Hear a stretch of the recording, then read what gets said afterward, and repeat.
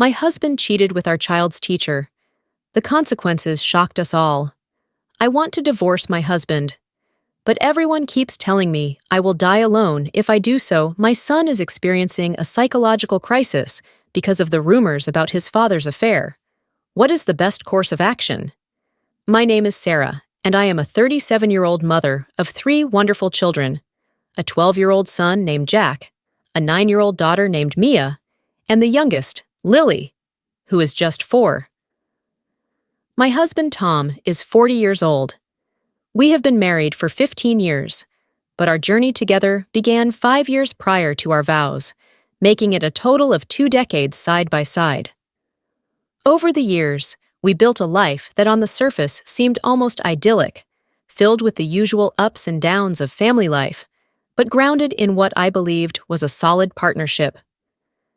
We met in college, drawn together by mutual interests and mutual friends. Tom was studying to be an engineer, and I was immersed in my psychology courses.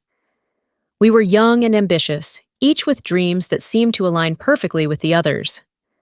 After graduation, we moved in together, and not long after, we decided to marry.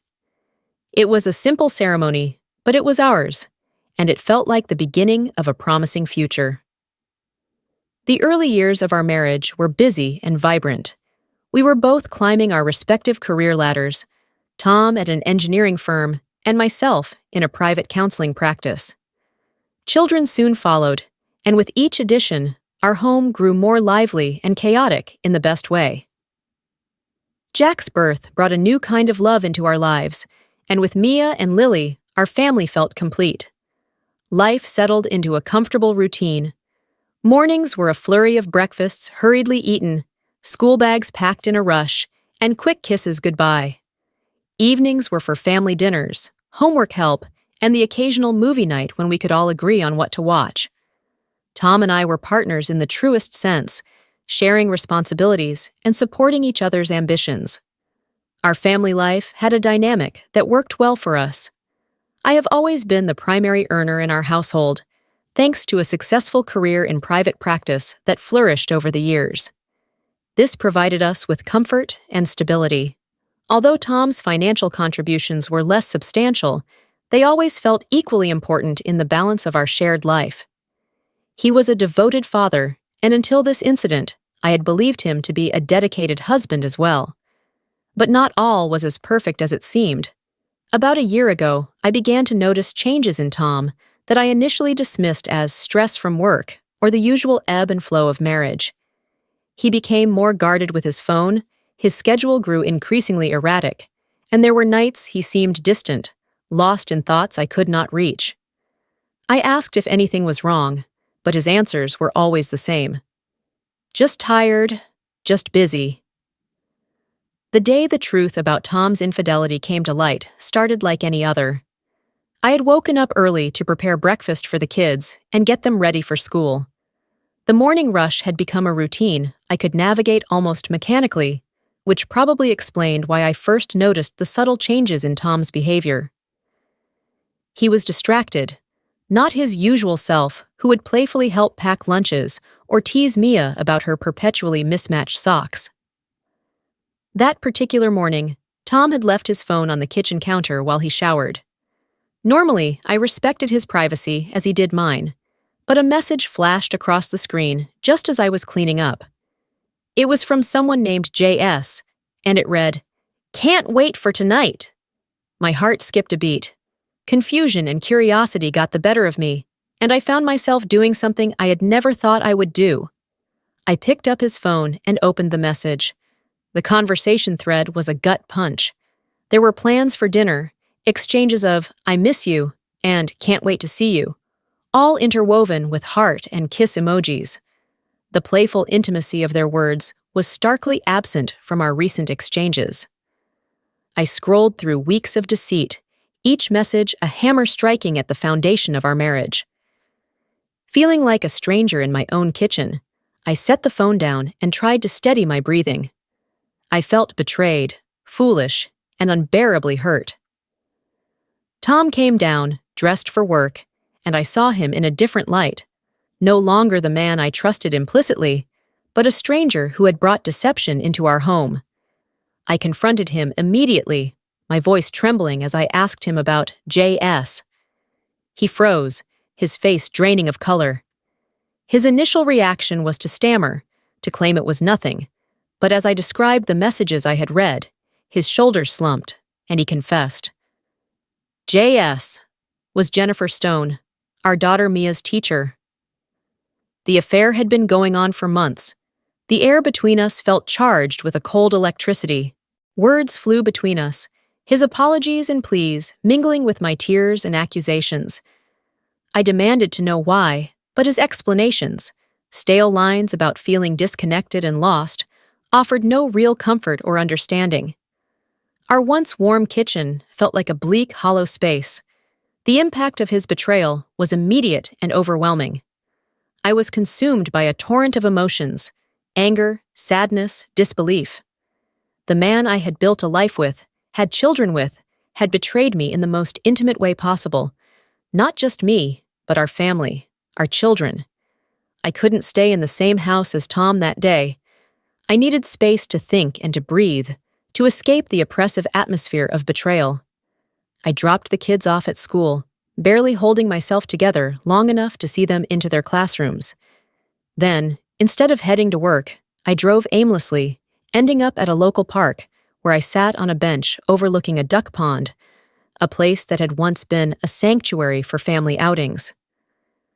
Sitting there, I felt the weight of the reality that my marriage was possibly over. Yet there was also a fierce determination brewing within me. I knew I couldn't let this go. I couldn't just play the role of the forgiving spouse, brushing the affair under the rug as if it were just a minor hiccup in our marriage. This was a breach of trust that cut deep, and it demanded action. After hours of sitting alone, I made a decision that felt like the only viable one. I would confront Jennifer Stone. This wasn't just about facing the woman who was involved with my husband. It was about reclaiming some sense of control over the chaos that was suddenly my life. It was about protecting my family, my children, and my own self-respect.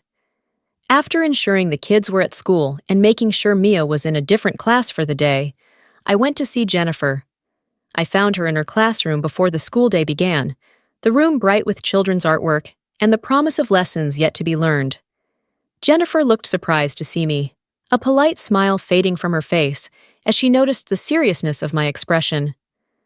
I closed the door behind me, my heart pounding in my chest. The confrontation was direct and tense. I asked her if she knew that Tom was married, that he had children who looked up to her as a teacher.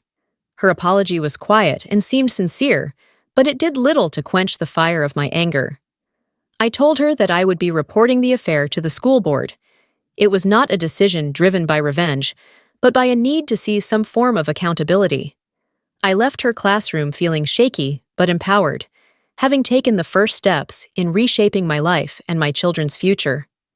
As I drove home, my phone buzzed continuously, lighting up with incoming calls that I stubbornly ignored. The screen showed Tom's name again and again, each call a reminder of the chasm that had opened up between us. I couldn't bring myself to answer, not yet. My thoughts were still raw, my emotions a tangled mess of hurt and indignation. Each ring felt like an intrusion, an insistence to listen to excuses I wasn't ready to hear. When the ringing finally ceased, the silence was quickly filled with the ping of incoming texts. I glanced at the screen. Tom's words appeared desperate on the digital display. "I'm sorry," one read, followed swiftly by, "I will break up with her, I promise. Just give me a chance." The messages piled up, each more pleading than the last. He promised disengagement, swore it was over. "You know how much you and the kids mean to me." As I drove, his words churned through my mind. Was this plea for forgiveness rooted in a genuine realization of his mistake, or was it motivated by the fear of losing the comfortable life we had built? I pondered his sincerity, weighed against the practical aspects of our life together. Could a man who feared the loss of a lifestyle be trusted not to stray again if the opportunity presented itself under less dire circumstances? Yet, as I pulled into our driveway and killed the engine, the tranquility of our home from the outside belied the turmoil I felt within. Walking through the front door, I was greeted by the quiet of an empty house.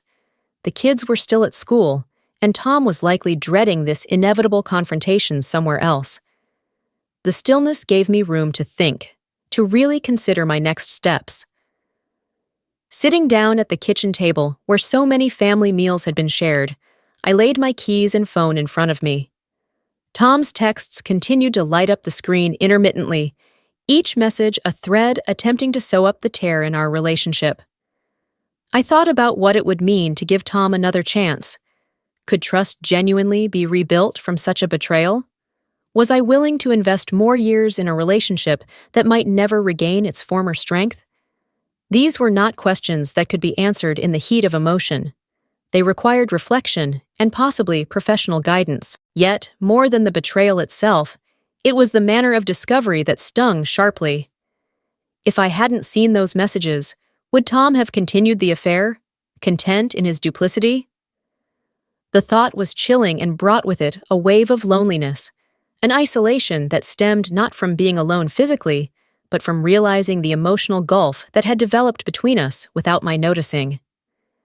Feeling utterly empty and overwhelmed, I picked up the phone and dialed my best friend, whose advice I always valued in times of crisis. As soon as she answered, my resolve crumbled, and I found myself sobbing into the phone, unable to fully articulate the deep sense of betrayal I felt. She listened patiently, her voice a steady calm in the storm of my emotions. After I managed to explain everything, she insisted that divorce was the only viable option. However, she also suggested that I should talk to my mother before making any decisions, considering her experience with a similar situation. Despite her advice, I hesitated to call my mother directly.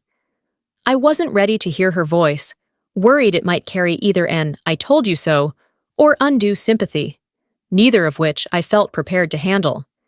Instead, I turned to an online community where I had an anonymous account, hoping to gain some perspective from people who had faced similar dilemmas. I laid out my story in a post, asking for guidance and support from those who had navigated the treacherous waters of infidelity and divorce. The responses began to trickle in, and as I read through them, a sinking feeling took over. Many comments were disheartening, and some echoed societal cliches that I had hoped to avoid. One might think I would be a single mother with 3 children who has difficulty finding a new partner. You have baggage? Besides, you're already 37. Some might conclude I should just let him cheat, because in the end, he still provides and pays the bills. Considerations about the children were common. Think about your children and how it will affect them. Divorce is always harsh for children. Each comment felt like a jab, questioning my self-worth and the legitimacy of my feelings. Was I being selfish? I pondered deeply about my children's futures. What would happen to them without their father's constant presence? Would my decision to divorce scar them emotionally or make them feel abandoned? The weight of these considerations bore down on me as I tried to separate societal expectations from my own needs and the well-being of my children. The thought that kept returning to me was whether staying in a loveless marriage, just for the sake of appearance or financial stability, was genuinely better for the kids. Could I teach them about respect and self-worth if I didn't uphold those principles myself? After hours of internal debate, I decided it was time to speak with my mother. I needed her perspective as someone who had walked this path before, someone who knew firsthand the pain and repercussions of such a decision. As I dialed my mother's number, the heaviness in my chest made each ring seem to echo louder. When she answered, her voice was a soothing balm, but it did little to ease the knot of anxiety lodged deep within me. "Mom," I began, my voice betraying the chaos of emotions I felt swirling inside me. "I need your advice." There was a pause as I gathered my thoughts. Then I poured out everything. I told her about discovering Tom's affair, the confrontation with him and Jennifer Stone, and the unbearable hurt and betrayal that followed. I tried to steady my voice, but the pain laced through every word. My mother listened in silence on the other end of the line. There were no interruptions, just the quiet understanding of someone who has walked a painfully similar path. When I finished, there was a heavy pause, a moment filled with shared sorrow stretching across the miles between us. Finally, she spoke, her voice low and tinged with a sadness that spoke of old, deep wounds. "Sarah, I know how you feel," she began, her words slow and deliberate. "You know I went through this with your father. When he cheated, I felt my world had ended. I made the decision to leave him, and he never forgave me for it. He left us, and I was alone with you until you were grown." Her story wasn't new to me, but hearing it in this moment, framed by my own shattered marriage, gave it a different weight. "Sometimes I wish I hadn't divorced him," she continued, her voice cracking slightly. "He was angry, felt betrayed that I wouldn't try to work things out. Maybe if I had, you'd still have a dad who was present, not just a memory." The weight of her regret settled over me like a shroud. I had always known the narrative of their split from her perspective, but now I found myself wondering about the myriad of what-ifs that haunted her decisions. He left because he couldn't handle the rejection, not just of his affair, but of his hope for reconciliation. I stayed single for so long because I was scared, Sarah. I didn't want to bring someone new into our lives who might hurt us more, or worse, hurt you. You have a daughter, and you are my daughter. I didn't get married because I didn't want what men would do to my daughter. I wanted to protect you, maybe sometimes too much. Her admission was a knife twisting in my already wounded heart. Protection, fear of further betrayal, and the loneliness of single parenthood were themes that resonated too well with me now. It made me question the path I had started down with such conviction. "Think about it, sweetheart," she urged softly. "Consider all the sides. I know it's hard, I know you're hurt, but you have your children to think about. Whatever you decide, make sure it's a decision you can live with in the long term. Don't rush into anything driven by hurt." Her words echoed in my mind long after we said our goodbyes. I sat alone, the silence of the house enveloping me, allowing me to stew in my thoughts. Mom's experiences served as a cautionary tale, but also a poignant reminder of the complexities involved in such deeply personal decisions. Tom's betrayal had cut me deeply, undermining not just our marriage, but my understanding of our entire life together.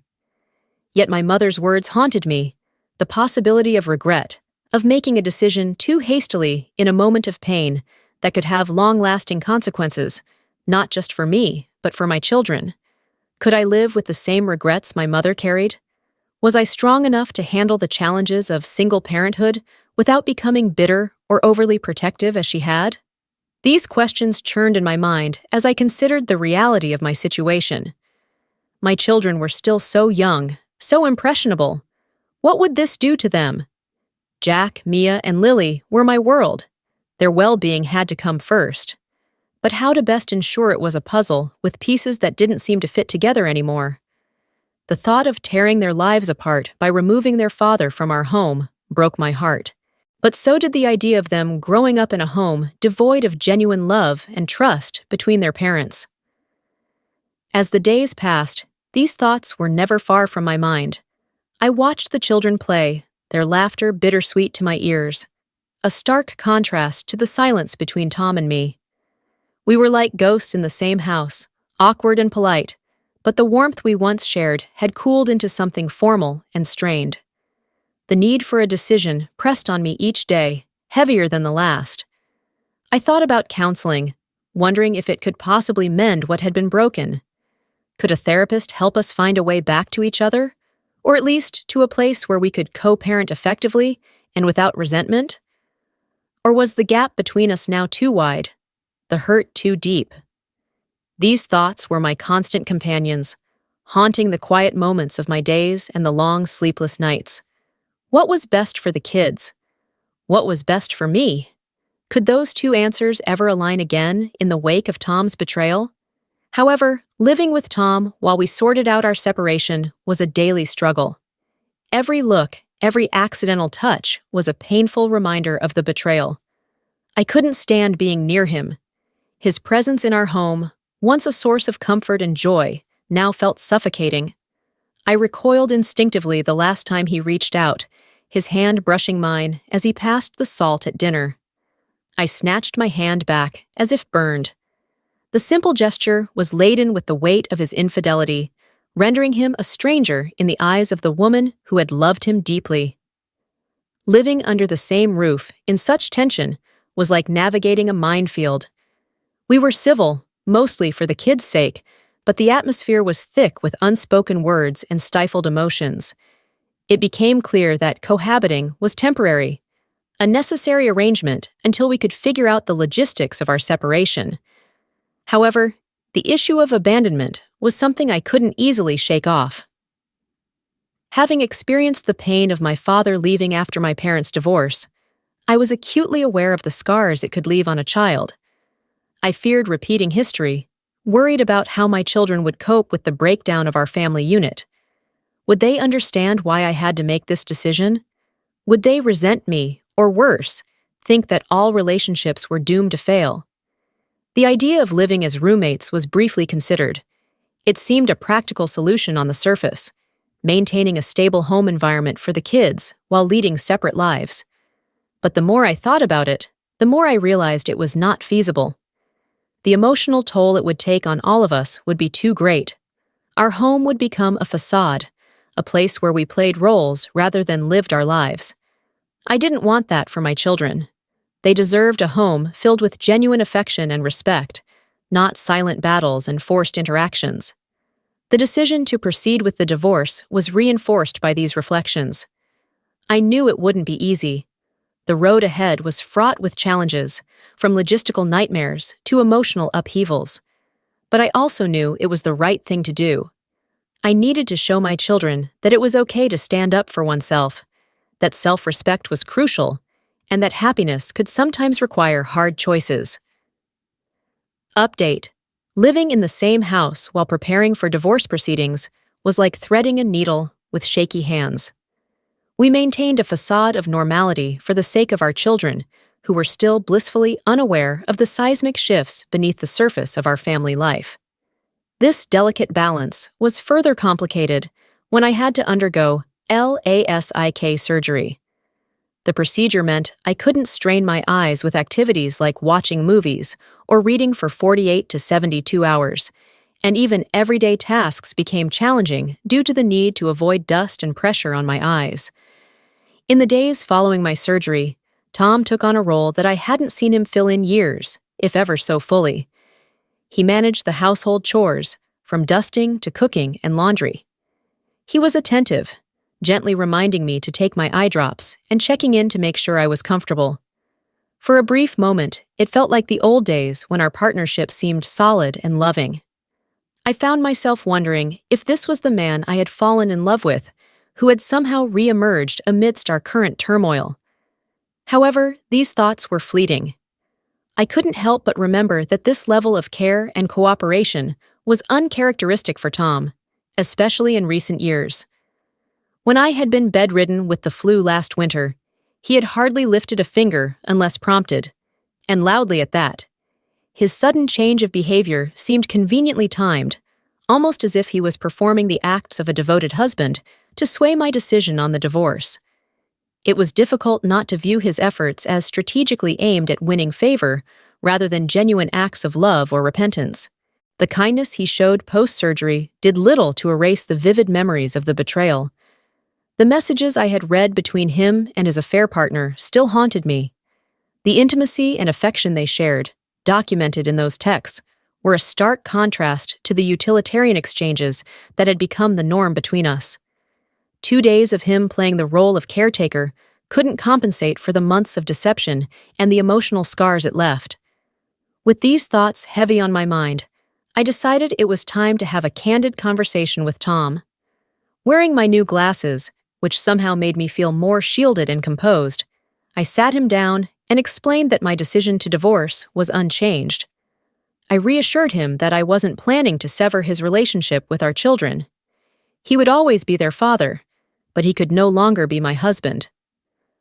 I suggested that we attend family counseling, not to rebuild our marriage, but to ensure we could co-parent effectively and provide a stable environment for our kids.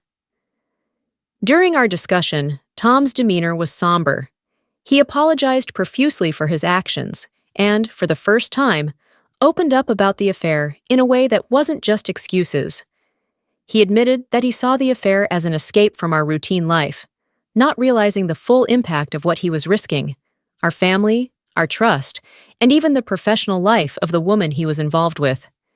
He told me he had ended the affair and cut off all contact with her, acknowledging the destruction he had caused. Tom also expressed a dramatic resolve, claiming he would never date again. I cautioned him against making such sweeping declarations. Promises now, no matter how earnest, felt like mere words after the trust between us had been so thoroughly broken.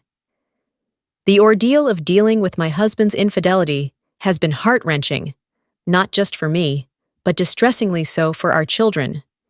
The ripple effects of this betrayal have touched every part of our lives, perhaps none more painful than the lives of our 3 children: Jack, Mia, and Lily.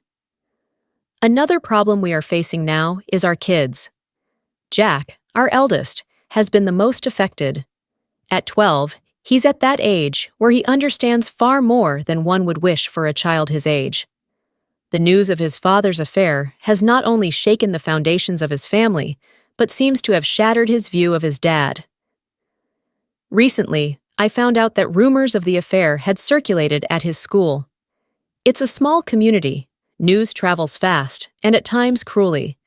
This exposure has only added to his hurt and confusion. His reaction has been to retreat into silence, particularly around his father. Jack has taken to refusing meals prepared by Tom. Just last week, Tom made spaghetti, a family favorite, and tried to lighten the mood with a joke about his famous secret sauce. Jack didn't laugh. He didn't even acknowledge his father. Instead, he pushed his plate away and made himself a peanut butter and jelly sandwich. The following days, he stuck to this diet, adamantly preparing his own meals. Mia and Lily, not fully understanding the situation, but following the lead of their older brother, soon joined him. It's been peanut butter and jelly for days now. The impact on Tom has been profound. I've caught him crying quietly in the garage after these mealtime rejections. It breaks my heart. Despite everything, Tom loves his children deeply. He may have failed as a husband, but he has always been a dedicated father. He coaches Jack's soccer team. He's been there for every ballet recital Mia reluctantly participated in, and he's the first to get up at night when Lily cries out from a bad dream. I understand the children's reactions. They feel betrayed by their father's actions, which have disrupted the only world they've ever known. But at the same time, I don't want them to lose their father or wrap their young hearts in bitterness. This is a crucial moment, and how we handle it could affect their ability to trust and form relationships for the rest of their lives. I've thought about reaching out for professional help. Perhaps a family counselor could provide the tools we need to navigate this painful period. Jack, in particular, might benefit from talking to someone who could offer him a neutral ear and wise guidance. Tom and I have discussed this. Even in the midst of our own tumultuous feelings, we agree that regardless of the future of our marriage, we need to be co-parents first. Our priority is, and must always be, the well-being of our children. We are considering starting with some family therapy sessions. Though Tom and I are in the midst of a divorce, we need to find a way to work together to help our children adjust to this new reality. This is not just about getting through the day-to-day anymore. It's about laying a foundation for our children that shows them that even in times of deep hurt and betrayal, there can be healing, there can be forgiveness, not necessarily for the sake of reconciliation between the parted spouses, but for the ongoing relationship between a father and his children, and indeed for the children's future selves. To anyone who might read this and has gone through similar struggles, any advice on how to handle these situations, especially with children of varying ages, would be deeply appreciated. How do you maintain the delicate balance between acknowledging their feelings of betrayal while also fostering forgiveness, not for the sake of the parent who wronged, but for their own future emotional health? This is the question that occupies my thoughts day and night as we try to piece together a new kind of normal.